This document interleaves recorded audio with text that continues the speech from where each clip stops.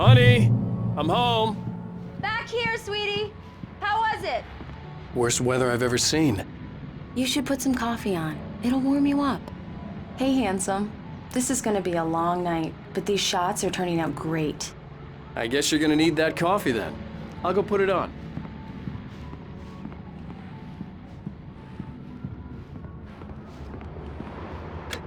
Coffee's on. Great, thanks. I'll need it if I'm gonna finish this by tomorrow. Oh, hey, I just finished those cover mock-ups. They're on your desk. Tell me what you think. No kidding. I didn't think you'd get them done this quickly. On occasion, I can perform all sorts of miracles, my dear. Oh, really?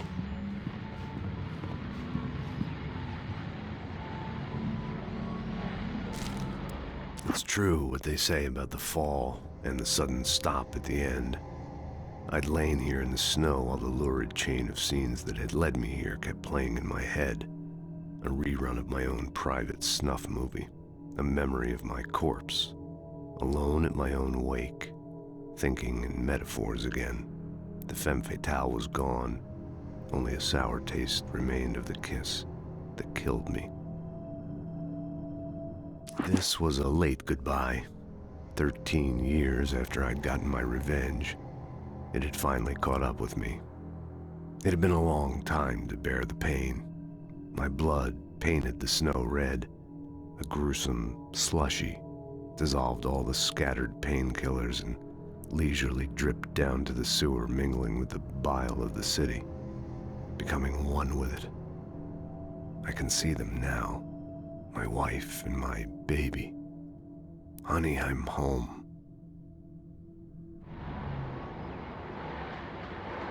These look really good.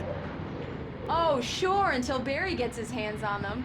Which, by the way, will happen over my dead body. The last time was the last time. Oh, and speaking of Barry, he called. Alan!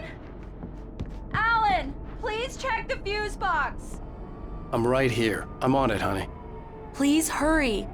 I'm right here, baby. I'm fine. Just get the lights back on, now, please.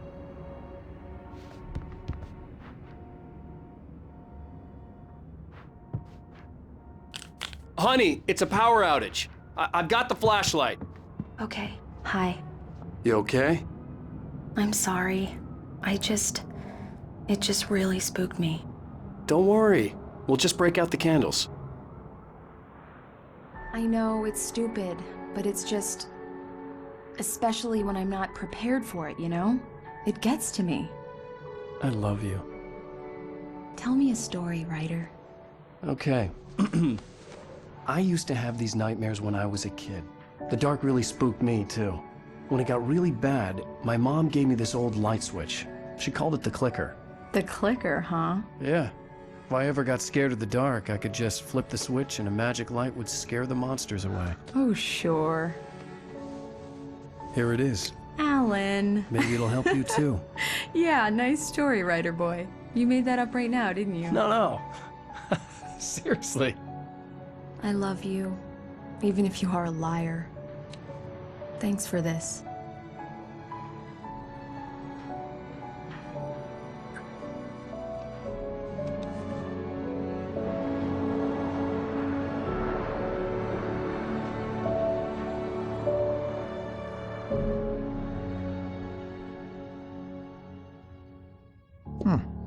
How do you feel, Mr. Wake? Any nausea, disorientation, anything like that?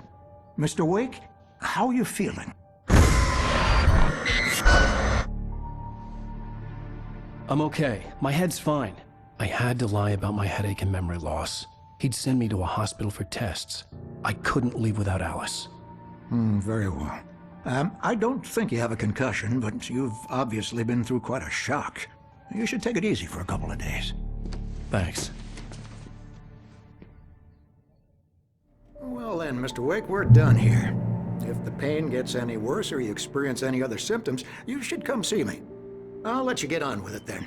Sarah, Sheriff Breaker, is waiting for you. She's very good at her job. I'm sure she can locate your wife in no time. Doc Nelson was the image of a small-town doctor. Sheriff Breaker had called him to the station to take a look at the cut in my head.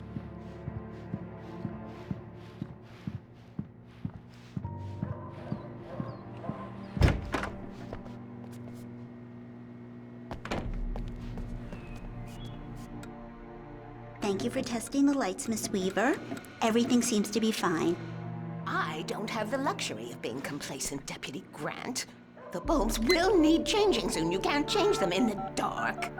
I'll be sure to take care of it, Miss Weaver. Have a nice day now. Very good. I'll come back later on to remind you, just in case. Mr. Wake, the sheriff is waiting for you in her office down the corridor. That was Cynthia Weaver. I guess you can call her the town eccentric. She used to be the editor of the local newspaper, but she's focused on, other things these days. She'd fit right in where I come from.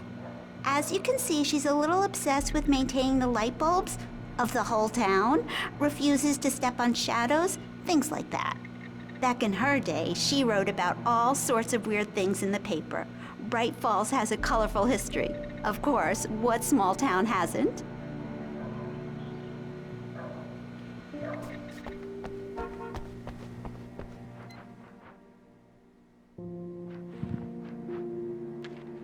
Alice looked through the viewfinder, lining up the shot. Cauldron Lake was breathtaking. Something caught her eye. A figure standing in the shadows behind the cabin, like a thin woman in a black dress. She lowered the camera and looked again. No one there. Just a collection of bushes that looked vaguely human-shaped. She shook her head and laughed.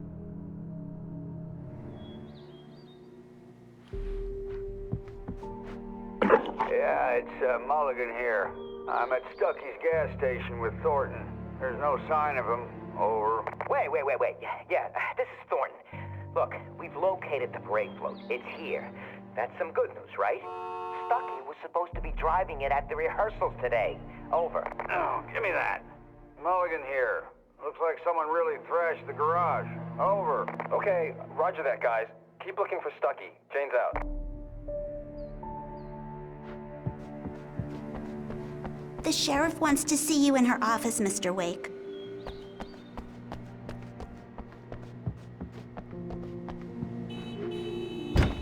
Come in, Mr. Wake. Your phone's on the desk. The battery was dead. It's charged now. Have you started looking for my wife yet? My men are already on it. Now, can you tell me what happened? I'm not sure. I can't remember. We were arguing. I walked out of the cabin. The cabin on Cauldron Lake? How did you end up at Stucky's gas station? I wanted to tell her what had happened last night, but I couldn't. She'd lock me up. Excuse me. I need to take this. Hello? Alan, please help me. Alice? Stop talking to the law. You'll do exactly what I say if you ever want to see your wife. Who is this? Go to the back lot. There's a hole in the fence on the left. Look inside the junker. I left a little something there to convince you we're all on the same page here. After you ditch the cops, you're gonna meet me in Elderwood National Park. There's a spot called Lover's Peak. Mr. Wake, can I help you with anything? Don't do nothing stupid, pal. We're watching you. I need to get some air. The sheriff said I could go out back. Of course, Mr. Wake. You can get there through the cell corridor. Just don't mind Walter in there. He's one of our regulars. I thought he quit drinking for good. Oh, no such luck. He went on a bender and beat Danny pretty badly. He started shouting like that the moment he woke up. You can get to the back lot through that door and down the corridor, Mr. Wake. Hey, can you turn the light? The light's on! The deputies, they don't understand. They won't listen to me. I need it to be bright in here! Thank you, man, thank you. Hey, you're all right. You're a good guy. Don't let anybody tell you different. You know, I shouldn't even be in here. The cops, they got it all wrong. See, sure, I beat him up, but I wasn't drunk. I mean, I wasn't drunk at the time. I only got drunk afterward. Okay, listen. Listen, you gotta listen carefully now. Here's the kicker. That wasn't Danny. No, sir. It only looked like him. You wanna know who it really was? I'll tell you who it really was. It was a goddamn space alien! I know it sounds like something a drunk would say, but believe me, I wasn't drunk then.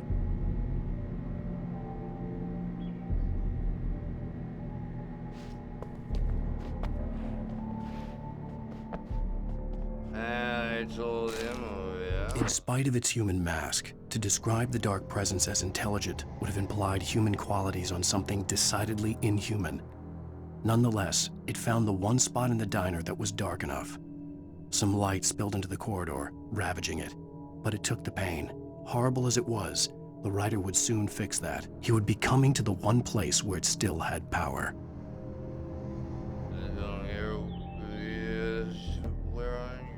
The early morning light hurt my eyes and made my head ache. The man on the phone had said, "Go through the fence on the left." Well, folks, it's been another long night, and it's about time for me to sign off for a while. God knows I need my beauty sleep. Just one more item before I go. It's been a busy night for the sheriff's department. We've had a few broken windows, even a report of shots fired on Main Street. Deputies Mulligan and Thornton had to deal with two intoxicated young men who were celebrating the completion of their Deer Fest float. Now, folks, we get this every year. I know it's exciting, the big day's almost here, but let's save it for the party and leave the gunplay for the shooting competition, huh? There's no point in getting all worked up yet.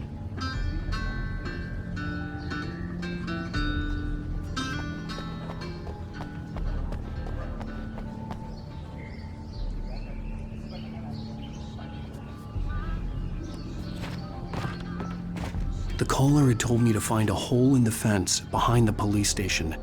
There was something for me in an abandoned car.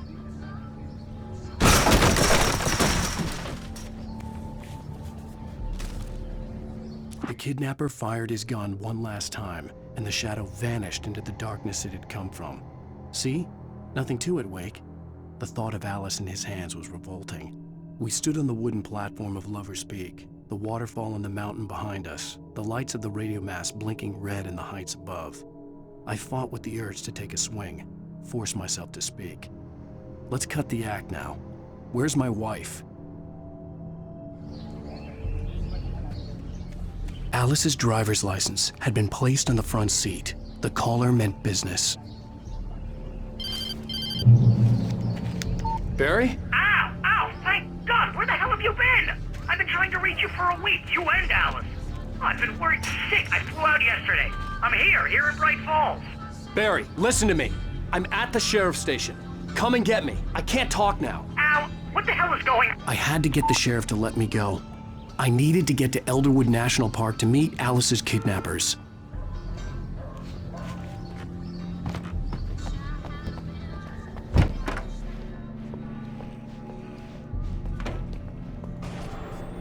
A writer is a light that reveals the world of his story from darkness, shapes it from nothingness. The way a sculptor carves a statue from a block of granite. If I stop, the world I'm making dies. Darkness will reclaim it. It's a long, hard journey into the dark. Alice's life is at stake, but I can't think about that, or I'll lose it. The dread lingers at the edge of perception. I'll push on. Anything is possible here. I'll write the story. I'll save her. Marvelous, Sarah. I just wanted to settle all the damage the Anderson brothers might have inadvertently caused on their recent and regrettable little outing. They are not accountable for their actions, of course. I can assure you that my staff has been reprimanded. Tor and Odin never caused any trouble to anyone when they were still living at their farm. Indeed. All we can do is to slow down the progress of their dementia. Are you feeling any better, Mr. Wake? I'd like to leave. Am I free to go? Well, we still need to talk about... Am I under arrest? No, of course not. but I need to know where you'll be staying so I can get in touch with you. I'd avoid the motel. The Majestic is known for its roaches. The cabins at Elderwood are pretty nice, though. That sounds perfect. I'm Dr. Emil Hartman. I'd like to invite you to stay at Cauldron Lake Lodge. Did you talk to my wife? I had the pleasure of discussing your situation with her on several occasions. Did you set something up with her? I invited her here. My clinic is a place where... Oh! Hey! Oh, my! Take it easy. Hey, nobody move! Get your hands off of my client! Who are you? I'm Barry Wheeler, his agent. If you have business with Mr. Wake, you talk to me. You yokels won't know what hit you once I sick my lawyers on your asses. No harm done, Sarah. I'm all right. I don't want to press charges. Mr. Wake, my offer still stands. Get me out of here. What the hell was that about, Al? We don't need a replay of that thing with the paparazzi. I thought they were gonna lock you up. I had to talk to someone. I told Barry everything. He thought I was certifiable, but when he heard about the manuscript, I had him. The fact that I'd written something, even if I couldn't remember it, was enough for him. He smelled money. And he believed that Alice had been kidnapped. Anything beyond that was another story.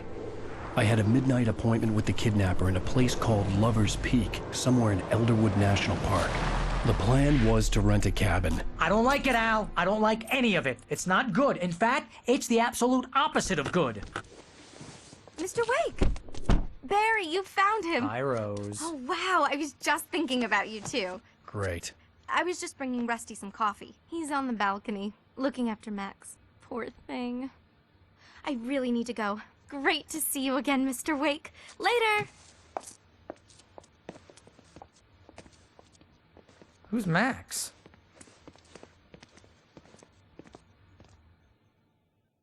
What an airhead. Jeez, Mr. Takes a swing at everybody.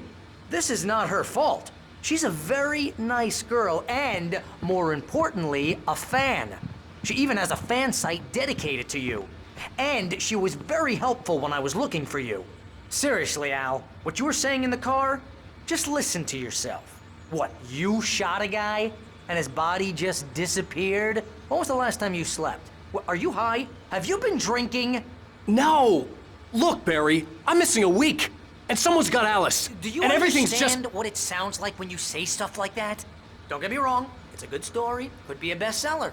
But when you start confusing fiction with reality, you're buying yourself a ticket to the funny farm. Wait here.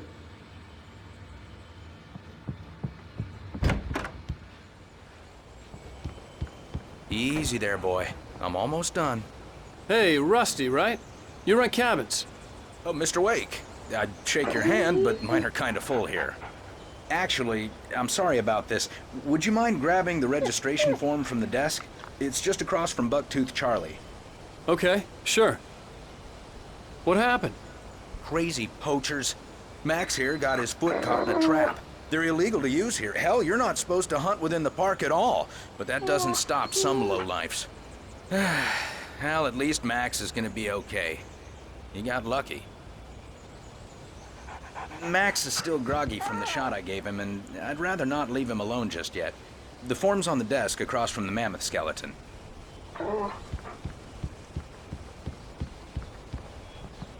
Seriously, Al, you can't just go and meet a kidnapper. Those situations always end up in disaster. You gotta talk to the cops. She's my wife, and it's my call. Can we talk about this later? No. This whole thing... Listen, you hit your head. I mean, geez, Al, come on. You gotta understand how crazy all this sounds. If you're trying to pull a joke on me, freak me out, it's working. Ha ha, let's have a laugh on Barry. Well, you had me going there real funny, Al. You can quit it now.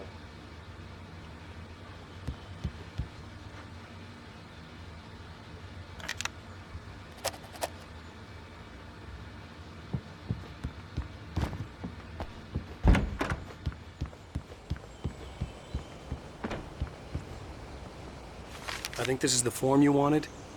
And here are the keys. Okay, you're all set, Mr. Wake. Glad to have you staying here. Thanks. Can you tell me how to get to Lover's Peak? Oh, sure. It's at the end of the nature trail. Just follow the paths, you'll get to it eventually. It's an easy walk. Nice spot, too. If you have any trouble finding it, just keep your eyes on the radio mast. It's right below that.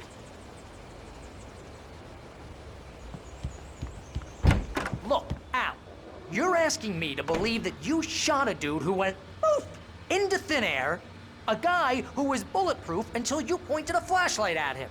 You hear that from people who end up spending time in padded rooms, strapped to their beds, wearing white shirts with too long tangled up sleeves, and eating a healthy diet of pills. Al, you make cruel jokes about people who believe that kind of stuff. You're the skeptic. You gave me an hour-long lecture on homeopathy last month. What was it? If there's no proof, it's pure bullshit. Period. Guess the laugh's on me then. Al, come on! I mean, okay. Okay, maybe something weird happened to you, okay? Well, thanks for the heartfelt vote of confidence. All I'm saying is you gotta throw me a bone here, bestseller. What would you think if it was me? There's no way you should be going out at midnight with a gun. No one asked you to come here, Barry. Either work with me on this or go straight back to New York. Your choice.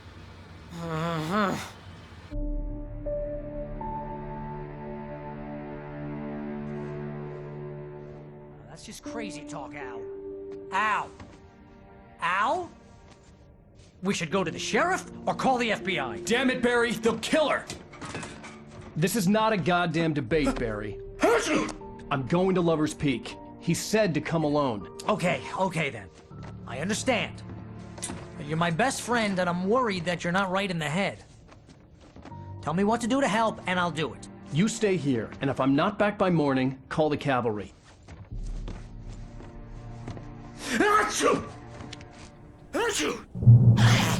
Just be careful with the natives, Al.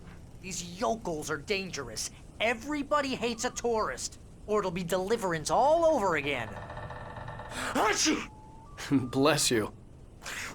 Oh, this place is trying to kill me. I'll bet there's mold in here, spores, poison ivy, God knows what. This is so not worth a 15% commission.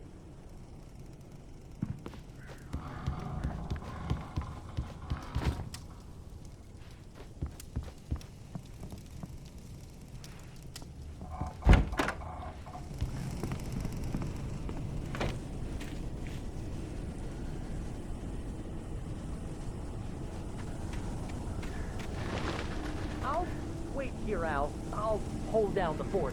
I'll be with you in spirit every step of the way, Al. Lock the door when I leave. Locking the door now.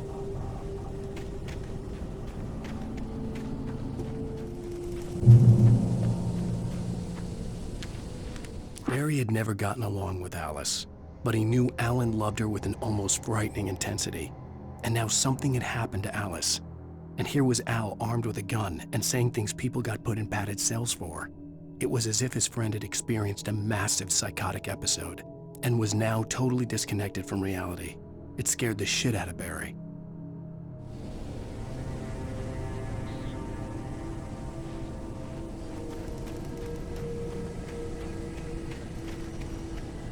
I knew I should have gone to the cops. This wasn't the smartest thing I'd ever done, but I was still angry with Barry for trying to talk me out of it. These people had called me right in the sheriff's station. The cops wouldn't scare them, and they had Alice.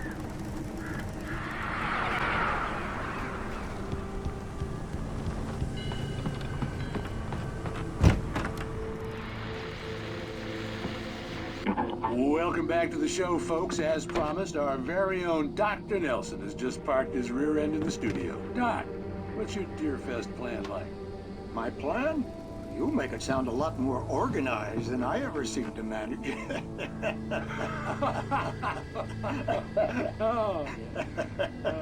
No plan, really, just taking the atmosphere.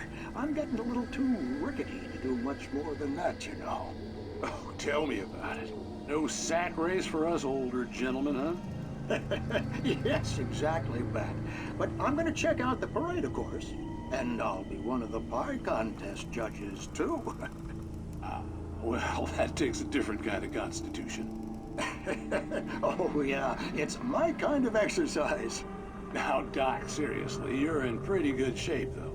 You're the outdoors type. I know for a fact you're an avid fisherman. That's right. Matter of fact, just caught a heck of a largemouth bass early this morning.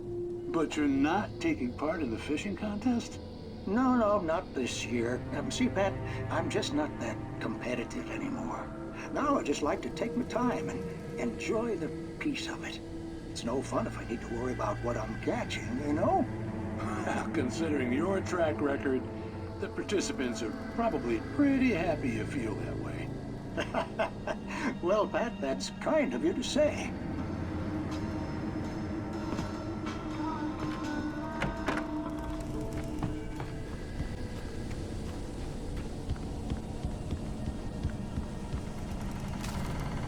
Rose knew that Rusty was in love with her, and she liked him too. She liked him a lot. He taught her to dance, and life had certainly taught her the value of a man who was gentle. He treated her well, made her smile, made her feel good. But Rusty wasn't the prince of her dreams, and that tended to underline the unbearable truth. She was no closer to that Hollywood magic than he was.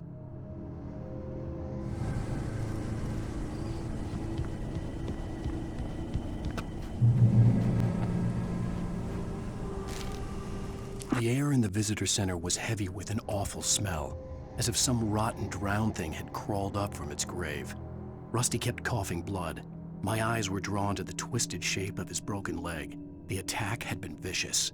Max whined in his cage. Rusty's eyes were wild with fear and terror. He gasped, "Mr. Wake, it happened just the way it was on that page."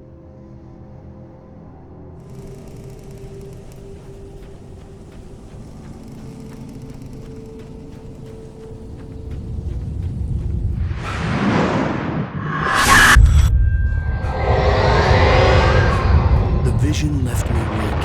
This was no head injury.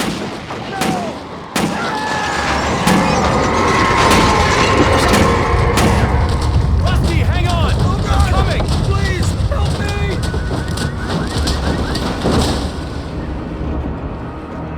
Anybody? Help me! Hello? Back here! I'm back here! Hey! Mr. Wake? Oh, hell. It happened just the way it was on that page. I found. Came true. It knew. So dark. It'll come back for me. You must... The lights. In the office. I have the key. Okay, Rusty. Hang on. I'll be right back. Whatever did this couldn't be far. Rusty had found a page from the manuscript. It would help me understand what had happened. Shh. Good boy.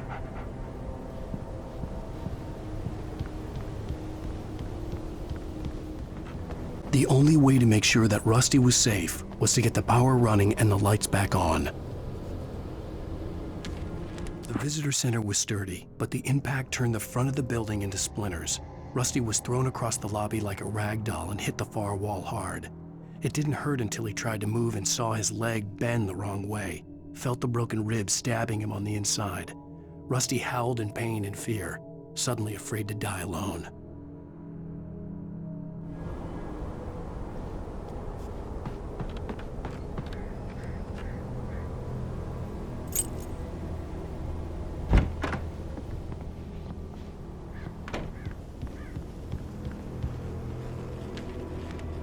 At the last instant, I changed direction and threw myself down.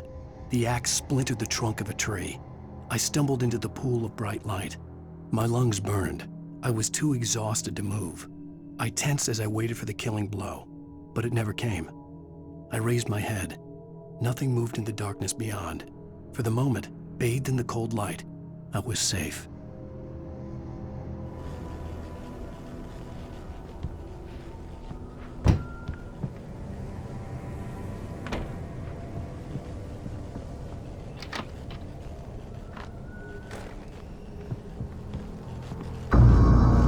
I was too late. Someone had destroyed the circuit breaker. There was no way to get the lights back on.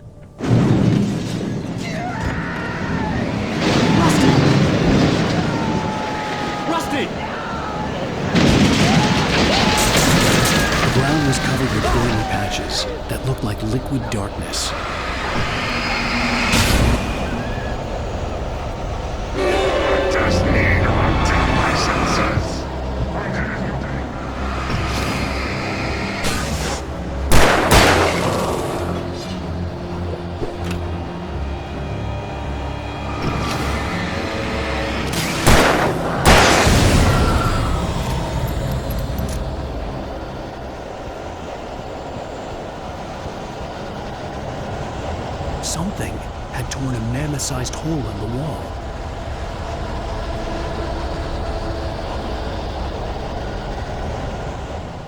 Please don't feed the animals.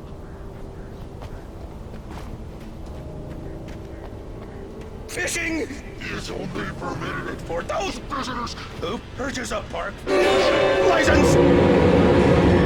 Obey the park ranger's instructions at all times. Rusty?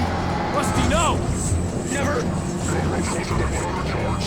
To bears and wolves, never approach any other closer than 25 yards.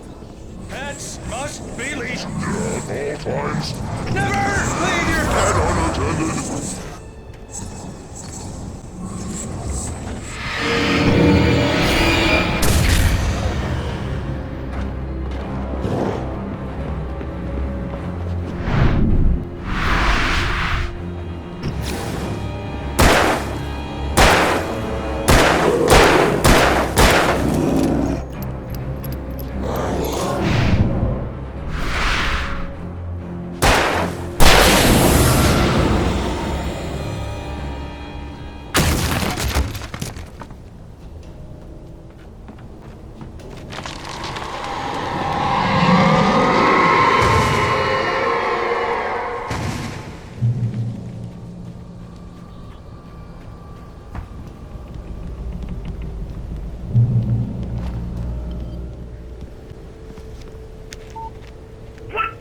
What the hell was that?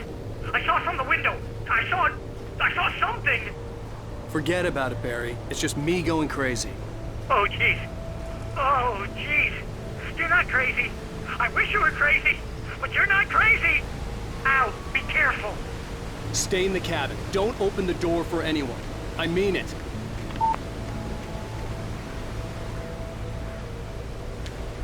In that last instant of consciousness, Rusty thought about Rose. He was older than she was. Rose was barely out of her teens, but she made him feel young and forget what a train wreck his long-dead marriage had been. He still wore the ring. He'd been waiting for her to tell him to take it off. Now she never would.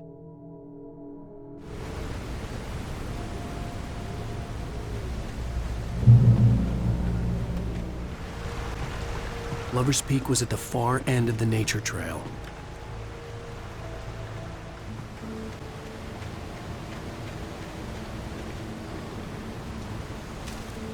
Nobody in Bright Falls seemed to know where Al was, but Rose, the waitress at the diner, had seen him.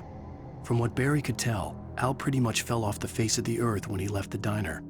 Rose was just the kind of fan that Al hated, but she really tried to help. She was smart too, knew a lot about what was going on in the town, knew a lot about Al, even knew who Barry was. Barry liked her. That was no big surprise. When it came to women, Barry and Al rarely saw eye to eye.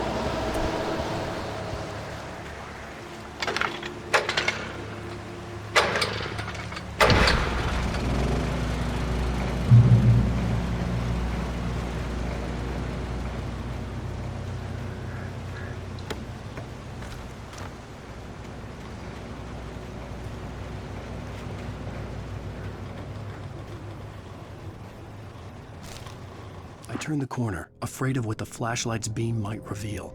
Suddenly, a roughly painted symbol of a torch glowed in the light. Behind it, hidden by a rock, sat a battered metal trunk. It was here for a reason. packed with supplies, batteries, flares, ammo, things you need to make it through the darkness of the night. Something left behind by someone who knew what I knew, and more.